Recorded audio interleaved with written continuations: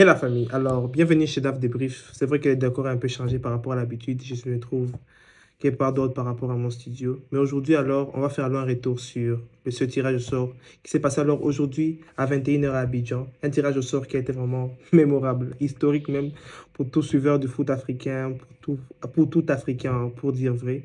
Alors on va faire un retour aujourd'hui sur ce tirage, mon avis à chaud et aussi mon petit pronostic pour déterminer qui va se qualifier. Qui va se qualifier selon moi. Alors, petit retour aujourd'hui sur ce tirage au sort ici qui a vraiment été exceptionnel. Des groupes de la mort, des groupes un peu plus abordables et des groupes où on va parler de chacun. Je vais parler aussi de mon équipe quand même. Voilà, aujourd'hui, on va faire alors ce retour ici. Et si c'est votre première fois sur la chaîne, veuillez vous abonner. Si on parle de foot, débrief, histoire foot, c'est Dave Débrief. Alors, c'est parti. Alors, sans pouvoir tarder, on commence par le groupe A. Le groupe A qui est considéré alors de la Côte d'Ivoire, Nigeria, Guinée équatoriale, Guinée-Bissau. Alors, pour dire vrai, dans cette poule, c'est pas vraiment facile. Pas vraiment pas facile, parce que la Côte d'Ivoire, Nigeria, waouh, waouh, waouh, quel match. Ça sera aussi même à l'ère des duels extraordinaires. Ça sera un match vraiment très beau à suivre, très très beau. Il n'y a pas d'Isa. Ah, waouh, waouh, il y a eu Iwobi et tout. Ça, c'est un match que j'aimerais vraiment beaucoup suivre. Mais quand même, le match d'ouverture, ça sera trop bien. Côte d'Ivoire contre Guinée-Bissau. On espère que la Côte d'Ivoire va se gérer. Guinée équatoriale qui n'est pas une équipe facile. Mais pour dire vrai, je pense que Niger et Côte d'Ivoire, ils vont vraiment passer. Mais qui va finir premier de cette poule ici? Je pense que ça sera Nigeria. Nigeria, Côte d'Ivoire et le reste après. Certes, je vais peut-être me mettre certains Ivoiriens à dos, mais je pense que Nigeria, ils sont un cran un peu plus fort. Certes, à certains moments, ils se comportent un peu pas bien dans les compétitions, mais ils ont une équipe toujours extraordinaire. Mais ça sera un match très beau à suivre. Je pense que le vainqueur de cette confrontation-là va déterminer alors qui sera premier dans cette poule ici. Ouais, il faudra vraiment suivre vraiment ces matchs ici. J'espère vraiment que ça va très bien se passer pour les Ivoiriens qui sont pays hôtes, qui doivent vraiment se déterminer comme un title contender, comme on le dit, pour cette CAN 2024. Alors, le groupe B, c'est Égypte, Ghana, Cap-Vert, Mozambique. Déjà, je vais prendre Mozambique, je mets à côté, sans pouvoir vous dénigrer. Mais quand même, si on se penche un peu à l'Égypte, Ghana, ce sont des vainqueurs. Ce sont deux vainqueurs qui savent comment se comporter dans les compétitions comme ça. Ghana, ils ont presque fait une demi-finale de Coupe du Monde. L'Égypte, c'est l'équipe la plus titrée en CAN. Donc, c'est un champion attitré. Et Cap-Vert, ce sont quand même des joueurs qui jouent au très beau football. Je suis le Cap-Vert par certains moments. C'était pas facile de les battre. C'est pas facile aussi de les bouger. Parce que Cap-Vert, en tout cas, se comporte toujours très très bien. C'est une équipe que j'aime vraiment voir jouer.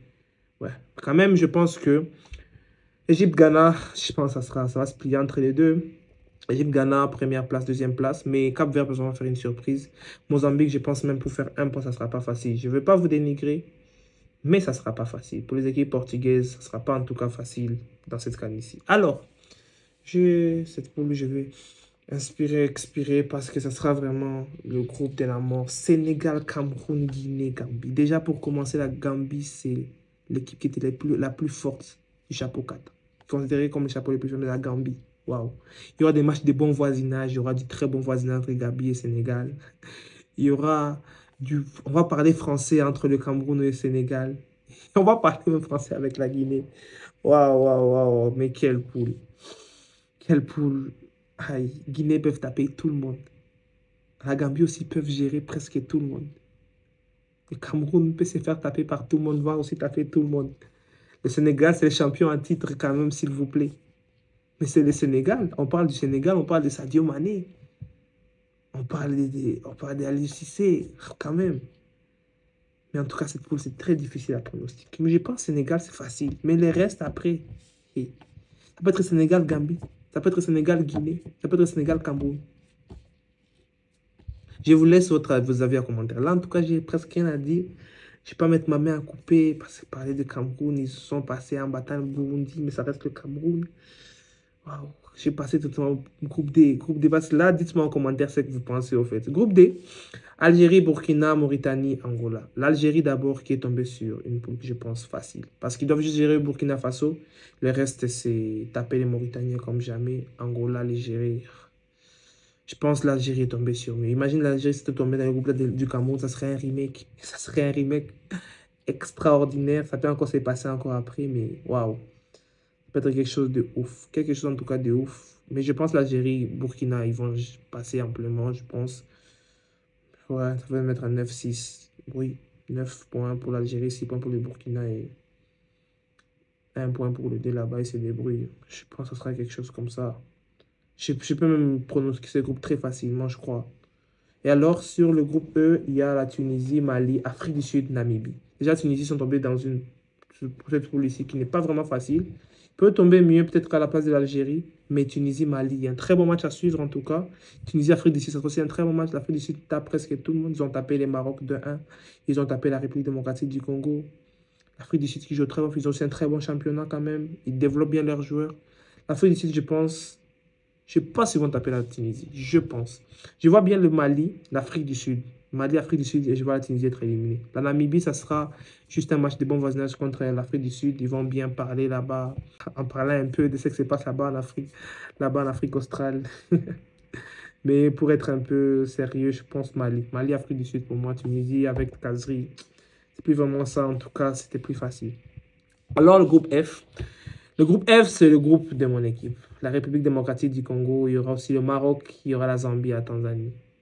Encore la RDC avec le Maroc. Le Maroc qui avait éliminé la RDC pour se qualifier en Coupe du Monde. Et une qualification méritée. Et ils l'ont vraiment montré pourquoi ils devaient se qualifier. Le Maroc qui est une équipe redoutable pour moi, même c'est le favori attitré, pour dire la vérité. Je pourrais faire un retour sur ce groupe encore mieux pour parler un peu de ce que je pense, comment la RDC doit se gérer.